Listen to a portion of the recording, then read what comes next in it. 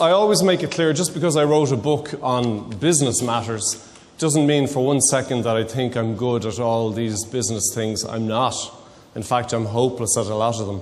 And I think that's a good starting position to know that we're not all great at everything. We just can't be. And essentially as a life-saving procedure, in early February, my right leg was amputated above the knee, and a few days later, my left leg was amputated below the knee. And suddenly I was getting better. Now, it wasn't a great week. I've had better weeks, but suddenly the infection's gone out of your body. You're getting stronger. You're getting better. You're starting to recover. And when the doctors came in to see me, the first line in my book is, you tend to remember where you were when you were asked for consent to amputate your legs. And I sure do.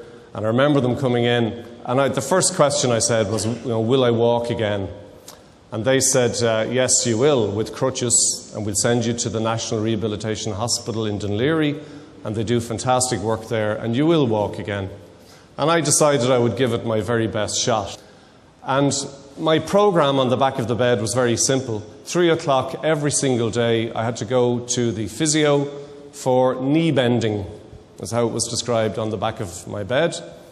And the procedure was I would be brought down in the wheelchair, sat up on a table, probably not unlike that, with my legs sticking out over the edge, and there were 2 orderlies would hold me down, and there were 2 physios involved, and one physio would be on the ground on her knees with an enormous joint protractor, this size, measuring device.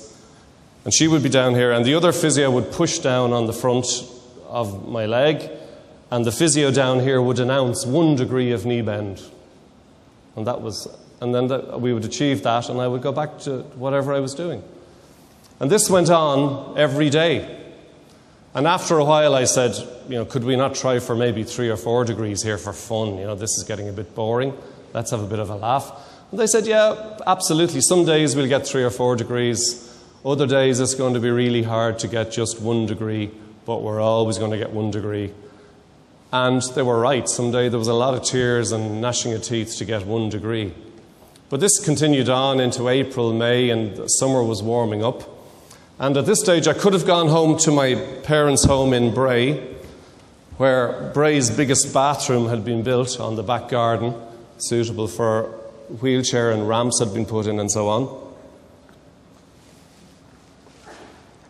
But I had this thing in my head that I wanted to go home on my crutches and walk in. And I spent my 21st birthday in hospital. And my best friend, Rory Power, his birthday was coming up on the 3rd of June. And he was putting kind of a little bit pressure on me to go to his 21st. And I said, I'll go, but I'm only going to go if I can walk in on my crutches. So he said, fine. And coincidentally, as it happened, on a Friday morning, the day of his 21st birthday, the 3rd of June, that very first day I got my 2 new wooden prosthetic legs, really basic prototype things, and I stood up shakily between bars for the first time in months and months, and then took a couple of little steps. Then they took them away again and made adjustments, and then I did another few steps, and this went on all morning, but I was going quite well. And in the afternoon they said, up you go to the physio, and I was between the parallel bars and taking my little steps and making good progress. And after a while they said, come outside the bars and try a walking frame, and I was able to manage that too. And then eventually they said, try 2 crutches, and I was able to. It wasn't pretty, I can tell you, but I managed, and I was able to get around. And that night I went down the steps on crutches into the Killiney Castle Hotel, not far from here, to my friend's 21st, and had a dance. And it was only years later, to be honest, quite honest, many years later, and partly in writing my book, really, pulling all of this together, that I realized what they had done. Because they had taken this guy with massive injuries, massive burns, no legs, arrives into the rehab with 1 non-bending knee in very early March. And from very early March to the 3rd of June, 3 months, 90 days, 90 degrees, 1 degree per day. 1 degree per day. And that's when I learned and realized the power of a plan of small steps. And how quickly each little step adds up to something huge that you might never have imagined you could have achieved, or nobody else may have imagined. And each little step, even though it seems insignificant, 1 degree. What's 1 degree? It's nothing. But string 90 of them together, it's huge. So I took those lessons, the power of a plan of small steps, into my work environment, and I found that they worked for me. A lot of people are running around like headless chickens, putting a lot of effort into a lot of things, not focused on anything in particular. I was Mr. Average, remember?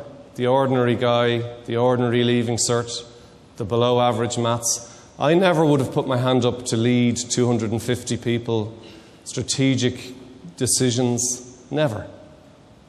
If it hadn't been for all of the insights I was given in the rehabilitation hospital. And if I had a lot of bad luck, and I did, to be in the accident I was in, if any good came out of it, it was what I learned about myself and the powers and the potentials that we have. Could you imagine flying a jet, into New York, 300 people behind you, landing, and being paid to do that? That's not a job. How could that be called a job? It's the most incredibly exciting thing in the world. I dreamed of being a pilot. Dreamed of it. But when I left school, when I was 17 and did my final exam, my average leaving cert, I didn't apply to be a pilot. I didn't think I was good enough. It's only the elite get to be pilots, isn't it? Really clever guys. You have to be really smart at maths to be a pilot, don't you? That's what I thought. I didn't even try. And I tried a helicopter, and I could work the pedals perfectly. So I decided to be a helicopter pilot.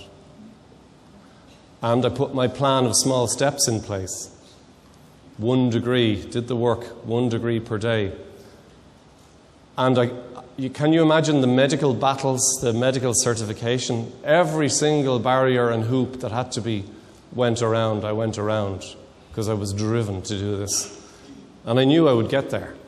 And in 2000 or so, I got my helicopter pilot's license, which was a very exciting thing. Not long afterwards, we discovered that I was the first double amputee helicopter pilot in the world. I thought, now that's interesting. But here's the big picture, the question, the point I would like you to take from it.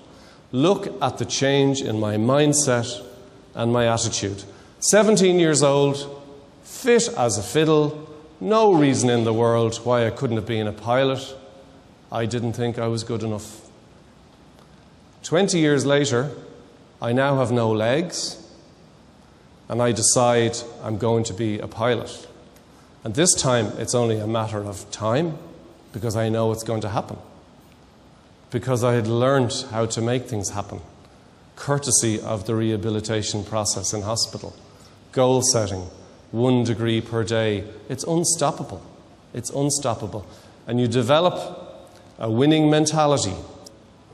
So watch out for that phrase, everything happens for a reason. The reason is usually us, okay? We've far more control than we think. And by the way, there's 196 days to Christmas. Now, there's good news. Now, you have all the puddings. The puddings are all already maturing nicely, I'm sure. But isn't it amazing? I mean, I'm just only getting over last Christmas. They go so quickly. Click, click, click, click, click. I mean, there's lots of people here. How long does it seem since the last annual conference? 6 months. I mean, life goes by so quickly. Christmas will be here so quickly. Click, click, it's gone. 196 days. So what's going to happen in those 196 days in our lives? The usual, I suggest. The usual. The average, our normal, which might be fine, we might be happy with. But we can probably do a lot better. with lots of things, in our personal lives, in our business lives, whatever. By applying a little bit more focus, discovering some of that potential, and putting a plan in place. A plan is vital. The most important quality anyone can have in life and in business is enthusiasm. Enthusiasm. That's the big word. And an enthusiast, from the original Greek apparently, an enthusiast means someone who is possessed by Christ. That's how powerful enthusiasm is. Isn't that a really powerful thing? But isn't enthusiasm such a fantastic quality? I mean, people are drawn to people who are enthusiastic in their work.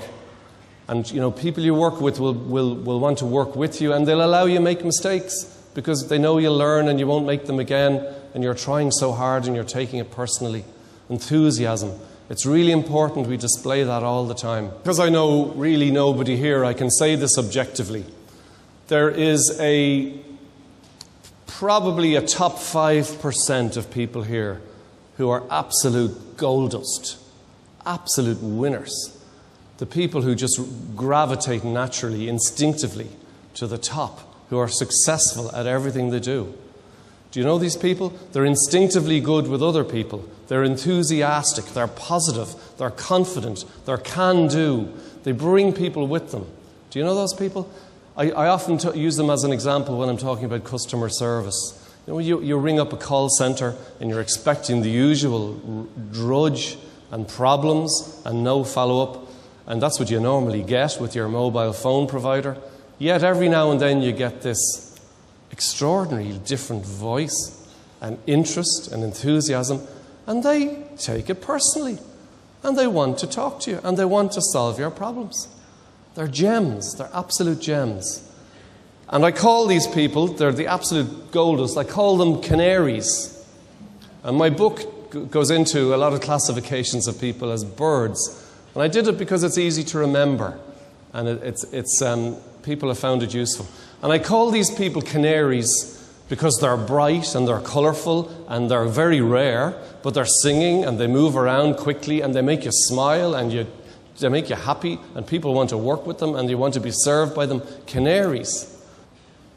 When a robin turns around and faces you and sings, wow, that full-on beautiful red breast, the full colour, full display. And that's what I say to people.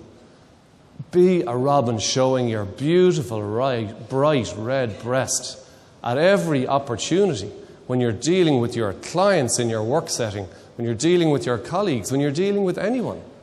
Let's be a robin, giving it our personality, giving it our enthusiasm, giving it our wow.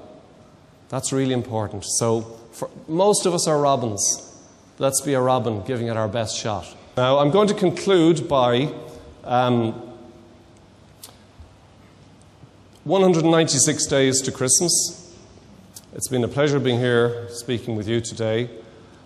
What are we going to do with those 196 days? We can do a lot that's different. I challenge you all to be canaries. Go out from today on. For the rest of this year, try being a canary every day, giving it your full-on personality, your best effort, your greatest enthusiasm at every opportunity. See the difference it will make. Look for that potential that I discovered I had that I never realized. I was forced into it. Let's look for some of that potential, unleash it, because if we combine our potential with our plan of small steps, our 1 degree knee bends, then you can achieve anything.